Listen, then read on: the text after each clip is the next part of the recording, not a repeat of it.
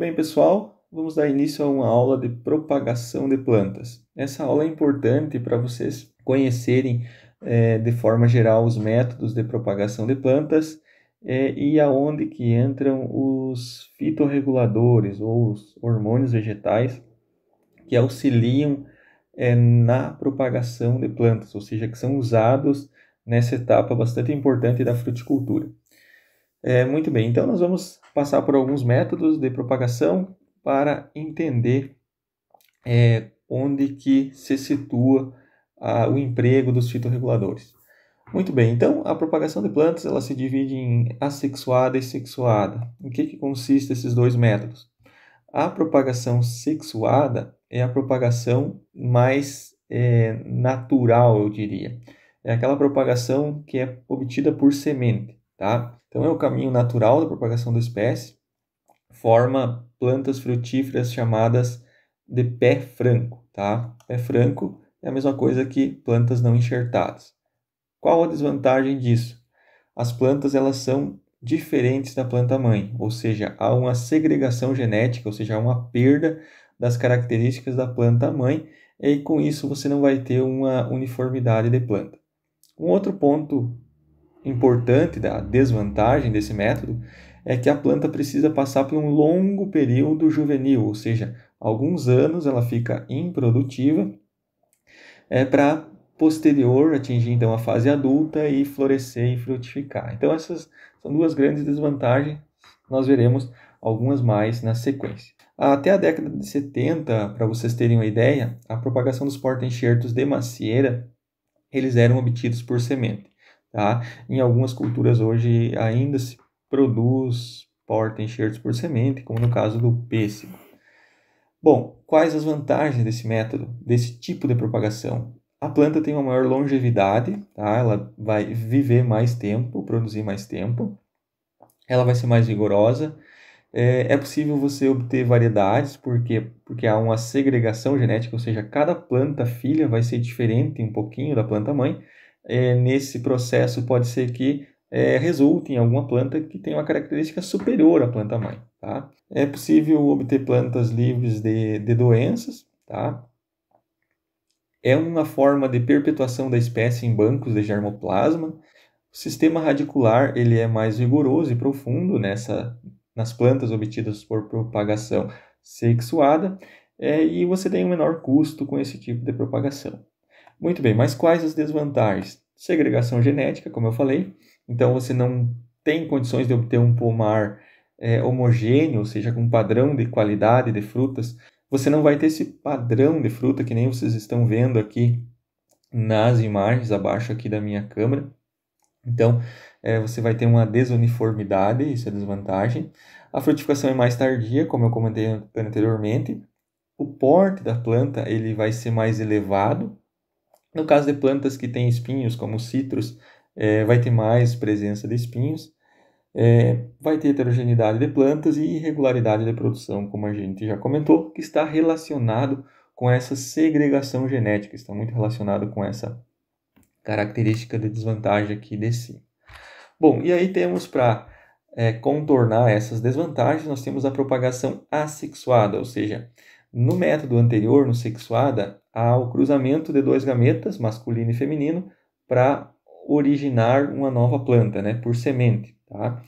No caso da propagação assexuada, não há esse cruzamento de dois gametas, apenas a obtenção de uma nova planta a partir de uma parte de uma planta já existente. Tá? Então, nesse processo, também chamado de produção de clones, nós teremos uma planta idêntica à planta mãe. Tá? Então, nós teremos condições de ter um material mais uniforme, tá? E isso, então, nos proporciona a ter o que a gente vê hoje em pomares comerciais, em vinhedos comerciais, onde você tem um padrão de plantas, tá? Que produzem um padrão parecido de frutos, tá ok? Então, esse é um método mais usado na propagação de frutíferas, tá? Que aí se obtém a parte a produção de porta-enxertos e também a parte de produção da parte aérea, da copa, tá? Então aqui tem um exemplo de propagação vegetativa chamada mergulhia na macieira. Já já a gente já vai ver mais alguns detalhes sobre esses tipos de propagação assexuada. Importante ressaltar que esse método de propagação ele explora uma característica chamada totipotência. O que é isso? É uma habilidade, ou seja, é uma capacidade que toda célula vegetal tem de se transformar em qualquer célula de qualquer parte da planta, tá? É como se fosse, entre aspas, uma célula-tronco, relacionando com humanos, tá? Então, ela tem essa totipotência, uma característica dos vegetais, que você pega um pedaço de ramo, quem já propagou plantas aí pode confirmar isso, você pega um pedaço de um ramo, de uma figueira, e enterra, daquele ramo ali que você via somente ramo, vai nascer raiz e parte aérea, folha, tá? Então, essa característica chamada totipotência que os vegetais têm, que é explorado nessa propagação assexuada. Muito bem, quais as vantagens dela?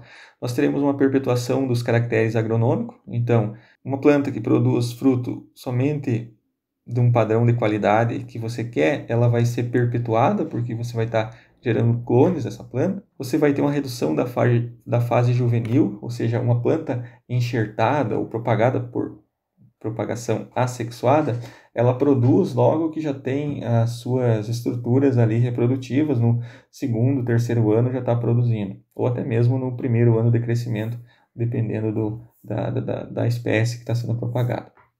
Então, vai ter um adiantamento do período de florescimento, plantas uniformes e você pode combinar clones. O que é esse combinar clones? Você pode pegar uma parte de interesse de uma planta, fazer com que ela seja o porta-enxerto, tá? Seja o sistema radicular da planta, e você pode enxertar naquela planta, naquela estrutura ali de raiz, você pode enxertar uma parte de uma outra planta, de um outro clone, que produz frutos de qualidade, frutos bonitos. Então você tem uma união de dois clones de forma a explorar dois conjuntos de características positivas nessa mesma planta, tá certo? Então, nem tudo são somente vantagens, né? Temos desvantagens. Então, pode ter transmissão de doença, porque tu vai estar pegando uma parte da planta. Pode ter risco de mutação das gemas e obtenção de alguma outra, e sair alguma parte da planta com característica diferente. Isso, por um certo lado, é positivo. Muitas variedades que se tem hoje foram obtidas através dessas mutações, né? Você pode ter risco de dano generalizado na produção. Você tem uma perda de... como você não tem variabilidade no teu pomar, quando você tem só plantas de clone, né, só plantas enxertadas, o risco de uma doença atacar uma planta, ele vai ser o mesmo dele atacar todas as plantas no pomar de uma região, de um estado, de um país. Porque tu não vai ter variabilidade genética no pomar a ponto de ter algumas plantas resistentes. Não, ou todas são resistentes ou todas são suscetíveis. Então isso é um problema, tá? Então a gente tem vários exemplos de doenças que atacam as plantas e elas atacam uma variedade, por exemplo, em maior grau, e vai atacar todas as plantas daquela variedade da mesma forma, porque elas são propagadas, né, por propagação assexuada ou propagação vegetativa. Precisa mão de obra especializada para você ter uma boa produção de mudas, então é uma exigência desse tipo de propagação. Muito bem, e que partes são usadas na propagação? Estacas de parte aérea, raiz, gemas, meristemas, ápices caulinares, caules, embrião. Então são vários pontos aí, vários segmentos, né, de uma planta que você pode usar para fazer esse tipo de propagação. Logicamente, cada espécie se adapta a uma característica melhor. Então, como essa aula é uma aula básica, né, sobre propagação, a gente não vai entrar a fundo nesses métodos, né, nessas partes, né, que cada espécie melhor se adapta para propagar, porque não é o objetivo de propagação em si, é somente vocês terem uma ideia da propagação para saber onde que nós usaremos os fitorreguladores. Com relação aos métodos usados nesse tipo de propagação, nós temos a estaquia, a enxertia, mergulhia, micropropagação ou estruturas especializadas. Vamos passar em alguns desses brevemente nesses métodos para vocês terem uma ideia. Bom, estaquia, o que consiste? Simplesmente você vai retirar um segmento da planta mãe. Aqui temos um exemplo de um galho de amora, aqui uma goiaba e aqui uma figueira, tá? Então, simplesmente você vai pegar esse segmento, essa estaca, e vai colocar ela num local apropriado para fazer com que ela enraize, ou seja, enterrar no solo ou num substrato, manter no ambiente úmido, e ela vai dar origem a uma nova planta. Então, nesse processo de estaquia, o uso dos fitorreguladores, do A e B, que nós veremos na sequência, ele é muito empregado, tá? Então, essa é a estaquia. Um dos problemas é a dificuldade de enraizamento. Se tem um enraizamento baixo, dependendo da espécie que está sendo propagada, tá? Isso aí, então, é devido ao tipo de estaca, condição ambiental, substrato, época de coleta da estaca, uso de fitorreguladores. Então, vários fatores dificultam esse tipo de propagação. Um outro bastante usado, muito usado na fruticultura, é o enxerto, né, a enxertia. Aí existem vários métodos de enxertia. Então, aqui estamos vendo um método de enxerto chamado garfagem. Existem o alfa e ômega, inglês complicado, borbulha. Existem vários tipos de enxerto. Aqui podemos ver a borbulha. Então, propagação da nogueira. Então, onde você tira um segmento de uma planta que você tem interesse de propagá-la e enxerta aqui a plaquinha na planta que será o porta-enxerto.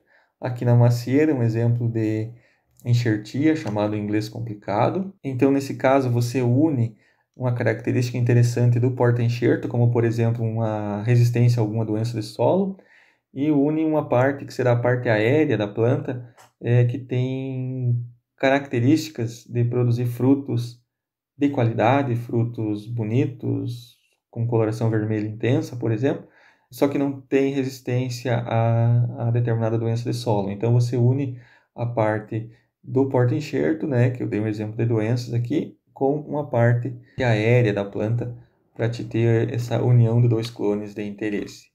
Aqui temos um outro método, a mergulhia, tá? Você simplesmente pega um ramo de uma planta e enterra ele. À medida que que essa parte da planta fica exposta ao solo, fica no escuro, ela induz a formação de raízes, tá? E você pode fazer também ensacando um galho com substrato, com solo, se chama alporquia, o nome desse outro método, tá? Aqui a micropropagação. Então, micropropagação ela é bastante usada para produzir mudas livres de vírus, né, de doenças. Então, é uma parte da planta, né? Pode ser um conjunto de célula meristemática da ponta dos ramos, tá? Que ele é cultivado num laboratório em condições assépticas, ou seja, sem micro-organismos, né? Sem doenças. E nesse laboratório, então, se utiliza os fitorreguladores, como o ANA, ácido naftaleno acético, citocininas, gibberelinas, auxinas, para que se estimule a multiplicação e elongação celular e forme uma nova planta, tá? Então, aqui temos as fases da micropropagação. Então, temos a planta matriz, onde se retira, por exemplo, a ponta do caule, né? O ápice caulinar. E aí coloca-se no meio de cultura, onde tem os fitorreguladores, aqui para estimular a formação de uma nova planta. Aí vai passando por várias fases, né? Que são a micropropagação, vai sendo feito repicagem, multiplicação e enraizamento. Depois essas plantas vão para a aclimatação. Aqui temos um exemplo da micropropagação de bananeiras. Então aqui tem uma gema apical livre de doenças e pragas. E aqui já tem a formação então de uma planta de banana. Aqui ela já é um pouquinho maior. E aí depois ela vai para uma aclimatação para ir para o campo. No caso da propagação da macieira, assim como de outras espécies, nós temos a propagação do porta-enxerto e aí depois é feito a enxertia, tá? Então aqui temos uma imagem, né, dos ramos do porta-enxerto sendo enterrados aqui de forma inclinada. Aqui induziu a brotação e depois é enterrada essa parte para induzir a formação de raízes aqui. Então, nesse caso aqui, nós teríamos 4 porta-enxertos, possibilidade de enxertar 4 plantas e obter 4 plantas enxertadas de macieira. Então é importante que esses materiais sejam livres de vírus, né, para não propagar doenças. Então aqui o exemplo de como é feito essa propagação, né? Então se inclina o ramo plantado ali, de forma a induzir a formação de novas plantas, e aqui temos 4 porta-enxertos, tá? Aí depois os porta-enxertos, eles podem ir para o campo, né, para continuar o crescimento e enraizamento. Aqui temos um exemplo, né? Porta-enxerto Maruba e M9, no caso da macieira. Aqui temos o processo de enxertia já realizado. Então temos aqui embaixo o porta-enxerto. No caso da macieira é utilizado um filtro, na grande maioria dos pomares, né? Então temos um porta-enxerto aqui, Maruba Kaido, um filtro M9, que ajuda a reduzir o tamanho da planta, o vigor, e a cultivar copa, que pode ser uma gala, uma fuge, por exemplo. E aqui em cima então temos o plantio desses materiais já enxertados, né? E aqui a brotação das mudas, e aí posterior essas mudas vão crescer e vão estar prontas para formar um novo pomar. Então, pessoal, essa é uma introdução geral sobre propagação de plantas, com alguns exemplos, né, mais focados na cultura da macieira. E aí, então, vocês têm esse conhecimento básico de propagação que dará, então, condições para seguir no estudo, agora focado na sequência nos fitorreguladores usados na propagação de plantas frutíferas. Tá? Então, até mais.